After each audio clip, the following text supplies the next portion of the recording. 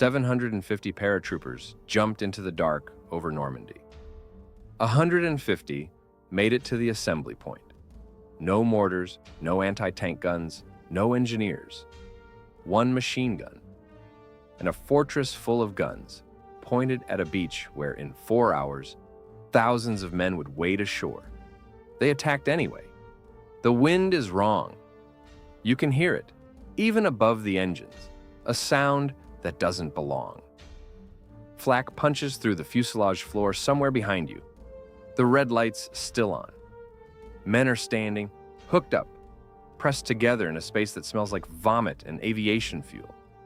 The Dakota is banking too hard and too fast. The green light comes on. 11 seconds.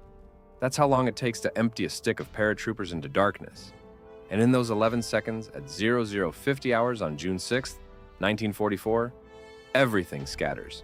Beyond the plan, the equipment, the men, all of it. Gone into the Norman night. Your plan is gone, your equipment is gone. 80% of your men are gone. The Navy will flatten the position, and you with it, if you're not done, in 90 minutes. Do you still go? Lieutenant Colonel Terence Otway did. This is the story of the Merville Battery and the 150 men who showed up when 750 were supposed to. Not because the plan worked, because the plan fell apart. And they went anyway. The Merville Battery sat on a ridge 2 kilometers, just over a mile, inland from the coast, just east of the Orne River.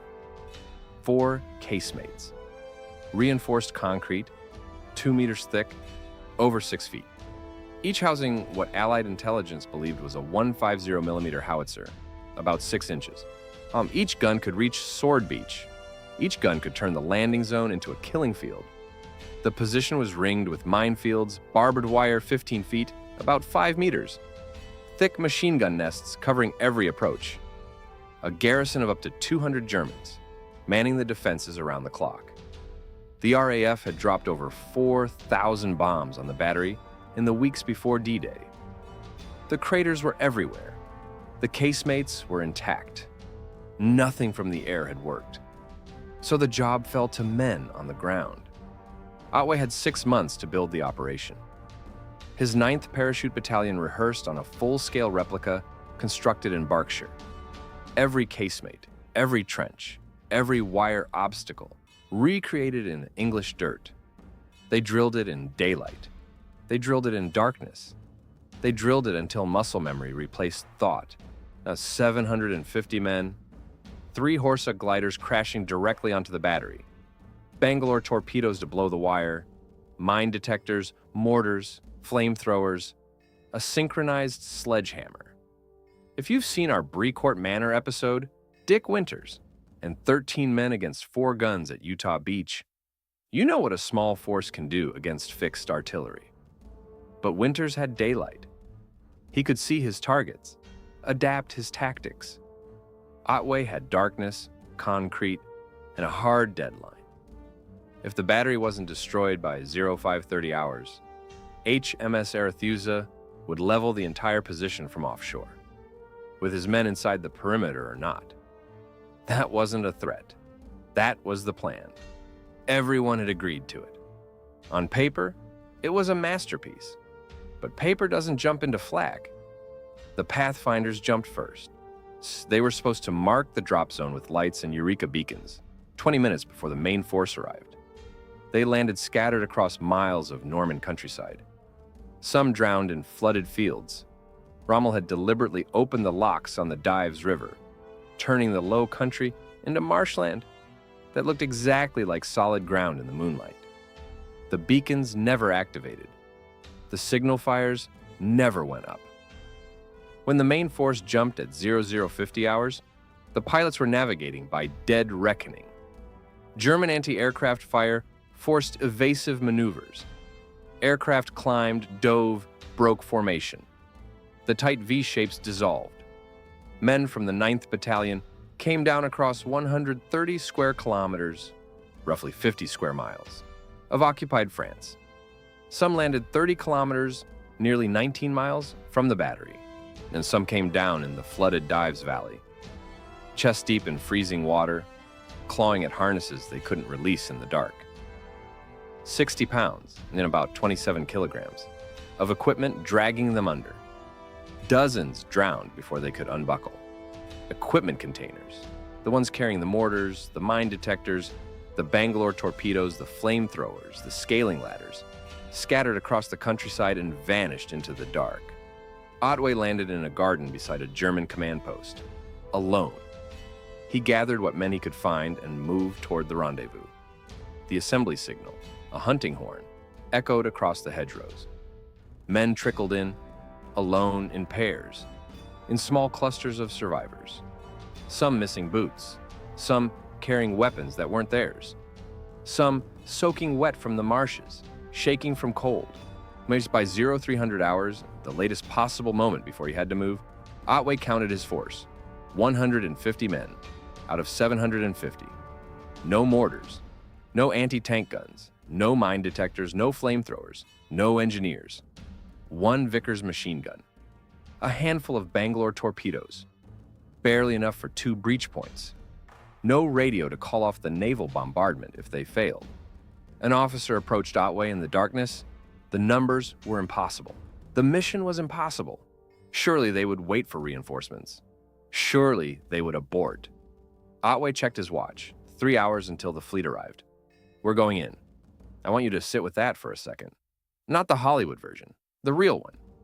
A 29-year-old man standing in a wet field in the dark, knowing the math doesn't work, knowing half the men behind him won't walk back, and choosing to go anyway. Not because the plan still worked. The plan was dead. But because 0530 hours was coming. Because the Navy didn't know he was there. Because the beach would fill with men in a few hours. And the guns were real. They moved out, single file, along hedgerows, through fields that might or might not be mined. The reconnaissance party, what was left of it, had managed one thing. Major George Smith had crawled through the minefield alone in the dark, marking a single narrow path with his boot heels. One path, for 150 men, through a minefield. The diversionary attacks that were supposed to pin down German reserves never happened. Those units had landed miles away. The gliders? Then 2 had broken their tow ropes over the channel and turned back to England. The 3rd was somewhere overhead, Staff Sergeant Kerr circling in the dark for almost an hour, searching for signal fires that didn't exist. Nobody was coming to help. 0435 hours. They reached the outer wire. The Bangalores went in. 2 gaps blew open, not 4 as planned. 2. Ragged holes that men would have to squeeze through under fire. The Germans heard the explosions and opened up. Machine guns from 3 positions. The muzzle flashes lit the minefield like strobes. The first men through the gaps went down. The ones behind them kept moving, into the minefield. Along the single path Smith had marked with boot prints, men stepped off it. The ground erupted. The ones behind followed the paths, the bodies cleared. That's not a figure of speech. That happened. They reached the inner wire, no Bangalores left. Men threw themselves on the concertina coils so others could climb over their bodies. That happened too. The single Vickers gun opened fire and jammed after 40 seconds. No suppression, no covering fire, just men running at concrete in the dark. Inside the perimeter, the fighting collapsed into something no manual covers. Grenades through gun slits, rifles at point-blank range, bayonets in the communication trenches connecting the casemates, men fighting shapes in the darkness, identifying friend from enemy only when close enough to grab them. Dust and cordite so thick in the air, you couldn't see 3 feet, about a meter, in front of you. Lieutenant Alan Jefferson led one of the assault parties. I think he was shot through the thigh crossing the wire. He kept moving. He was shot again entering a casemate. He kept moving. He would receive the Military Cross. He would also spend the next year in hospitals. These weren't men fighting for a plan anymore. They were men who had already accepted they were going to die and decided to make it count. Kerr's glider finally appeared overhead. He spotted the muzzle flashes and aimed for them. The Horsa came in too fast, too steep, crashed into an orchard 700 meters, about 765 yards from the battery. The men inside were alive but too far away. They joined the fight too late to matter. It lasted 15 minutes. 15 minutes of hand-to-hand killing in concrete corridors and flooded trenches. Then it stopped.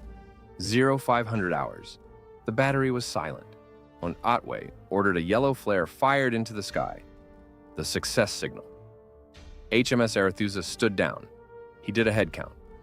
75 men still standing. Out of 150, half. Gone in 15 minutes. If those aren't just numbers to you, if you understand that 75 is a classroom, a village, a generation, helps this reach people who should hear it. If this is the kind of history that matters to you, subscribe. We document one of these every week. The paratroopers moved into the casemates to inspect the guns they'd bled to silence. The intelligence said 150 millimeter. The plan said 150 millimeter. The replica in Berkshire. The naval bombardment deadline. The entire operation built around 150 millimeter guns. They were 100 millimeter, about 4 inches. Czech-made howitzers, model 14/19. Still dangerous. Still capable of hitting the beach. But not the fortress artillery that had driven the entire operation. Nobody told Otway until after. It wouldn't have changed anything. He went because the guns were real, whatever their caliber. And because 0530 hours was coming whether the intelligence was right or not. They had no demolition charges. The heavy explosives were in a marsh somewhere with a dead engineer's pack. So they improvised.